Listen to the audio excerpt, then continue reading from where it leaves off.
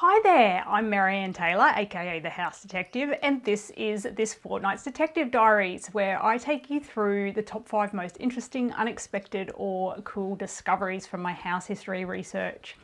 This week, I'm going to start with an unexpected discovery in the Brisbane City Council Archives. And then the next 4 discoveries relate to Sandgate, including which house there has a connection to the Sydney Harbour Bridge. So let's get straight into it.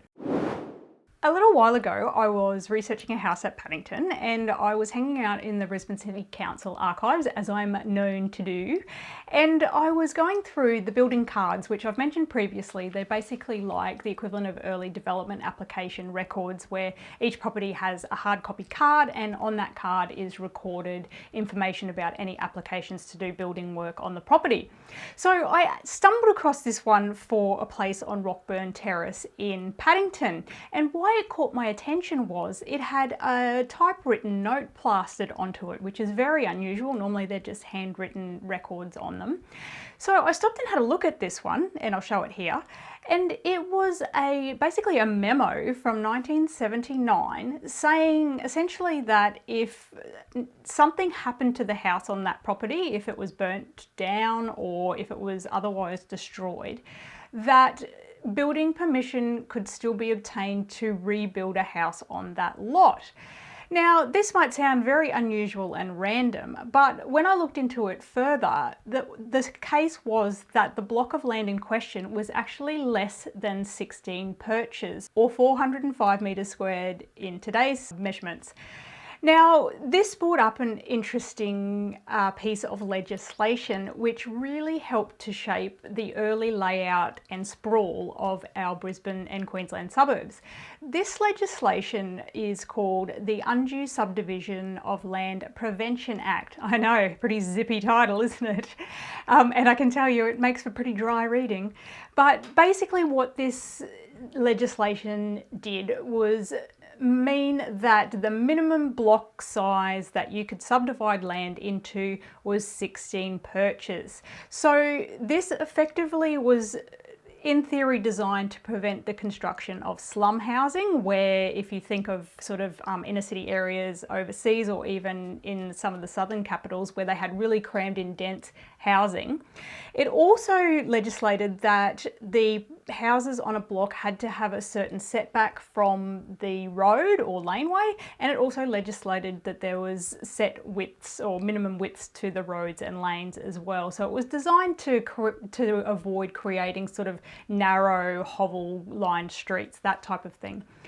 And this card perfectly highlighted that, because this special permission that was being granted was to do with a block that had obviously been subdivided before 1885 when this act was introduced, and in theory would prevent that dwelling from being built on. So the council had actually granted special permission to the owners saying, look, if anything happens to your house, you will indeed be able to build on it.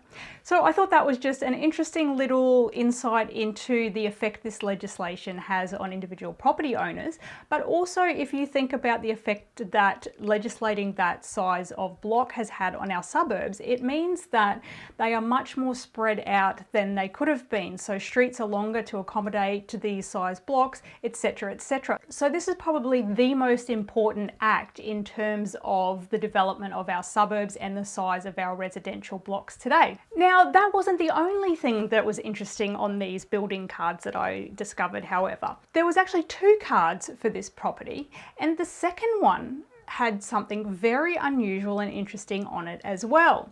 So this recorded that the owner of the property had made an application to remove a dwelling in 1955, which is not that unusual, happens all the time. But up the top it says from Newstead. So I thought this was a bit curious, and there's no, the builder is not applicable. So this to me suggests that they have either demolished or removed an existing building on the property, or there was never one there to start with, and then they have relocated a house from Newstead to the site. So I thought to myself, well, what would indicate this? Okay, well, since we're talking 1955, if the house style looks much older than 55, that would strongly suggest that it was relocated there. So sure enough, I went to Google Street View and the house is definitely a much older style. So that supports the fact that it may have been relocated there. Now, I would obviously need to do a lot more research to confirm this, because just because an application is approved doesn't mean it happened. So because they had the application to remove a dwelling doesn't mean that that actually was proceeded with. But interestingly, only a few months after they got the application to remove the dwelling, they are applying to extend a dwelling on the same block. So this to me further indicates that they probably moved a house there and then they're altering that. That's not uncommon. If you've watched any of my previous videos, you'll know how common it is to move houses in Queensland. But what is unusual is having the location the house came from recorded anywhere, let alone on these building cards. So it's for that reason, I've talked about this as well previously, that it's really hard to research the history of houses that have been relocated unless you know exactly where they've been moved from. So in this case, I definitely could track down exactly where it was relocated from and then work out the history. And I just have to laugh because it's just so typical that I can never find this information for a house I'm actually hired to research, but I accidentally stumble across it on some house I'm not even looking into. Which makes me think maybe I should drop a flyer in their letterbox. All right, so I mentioned the next 4 finds relate to Sandgate, and this is because I was not only researching a house from there recently, but I also have researched a huge number of places in the area previously.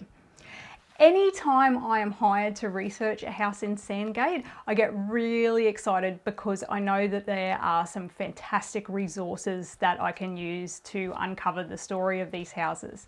Now, one of these type of resources is maps. There are a number of fantastic maps that cover the area, but there's 3 in particular that I just wanted to quickly show you here.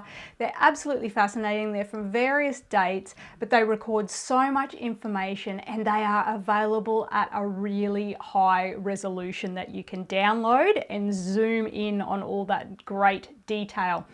And a couple of them show the names of the people who originally purchased the land from the Queensland government, and this other one shows in pencil the outline of the future subdivisions of the suburb, which I just think is absolutely remarkable.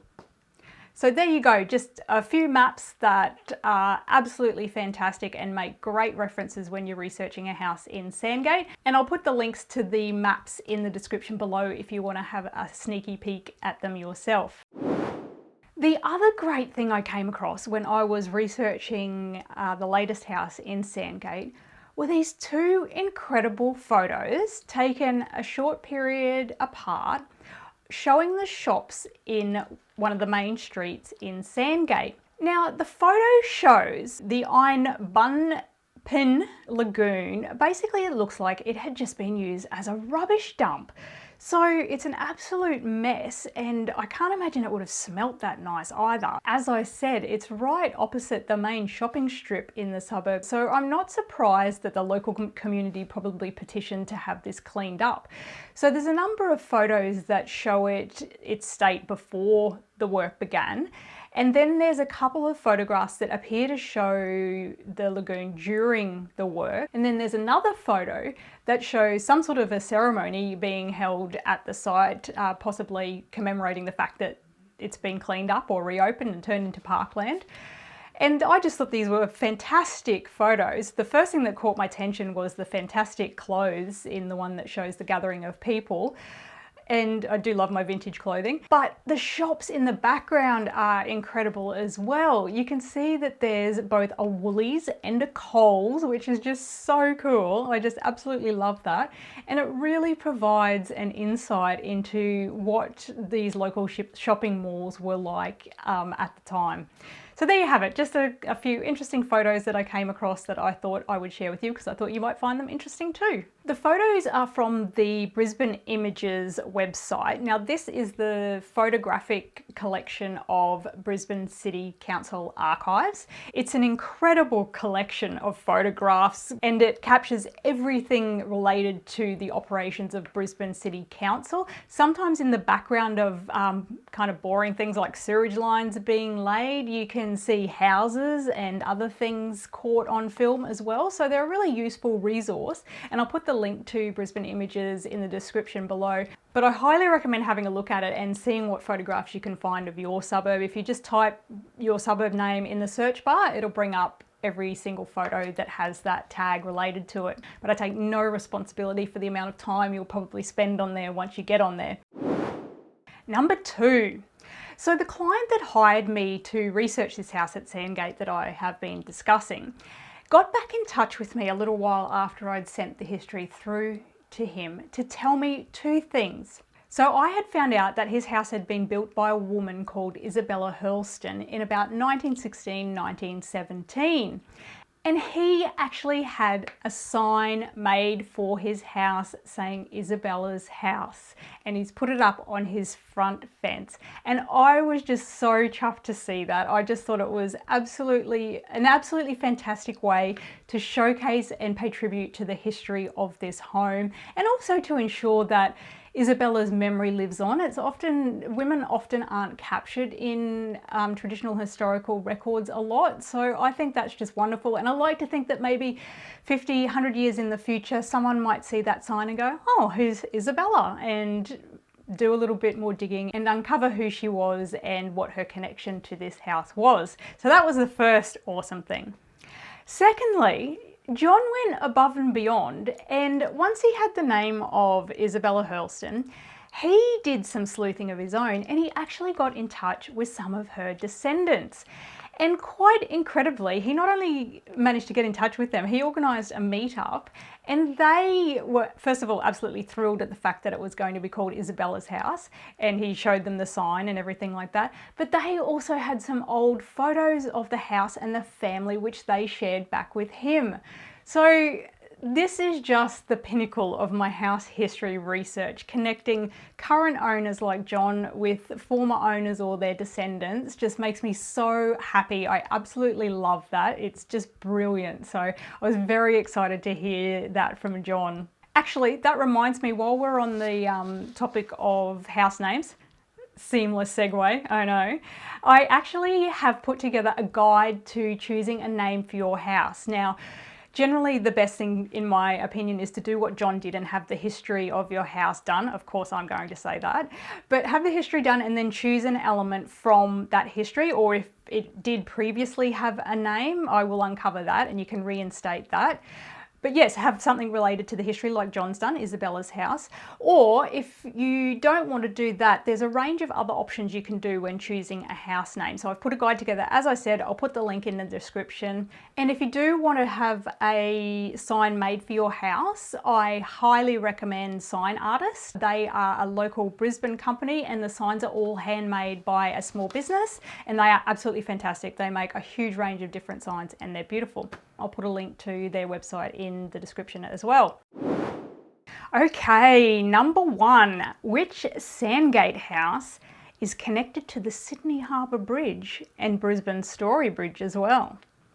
Well, not surprisingly, it's John's house that I have been discussing previously in this episode. And it was one of those great maps that I was discussing previously that led me to this connection. I was examining the map to find the block of land in question that matched the subject house I was researching. And what name does it have there but John Bradfield? Now, because I'm a massive engineering heritage nerd, that, and also just a bridge lover in general, that sounded a bit weird, a bridge history enthusiast, let's go with that.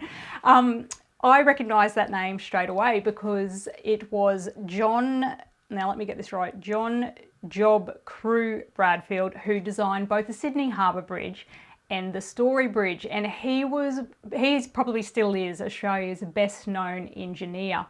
He was renowned at the time. Now, it turned out that this John Bradfield that purchased the land at Sandgate was actually his father, who was also a John Bradfield, but I'm going to claim the connection anyway.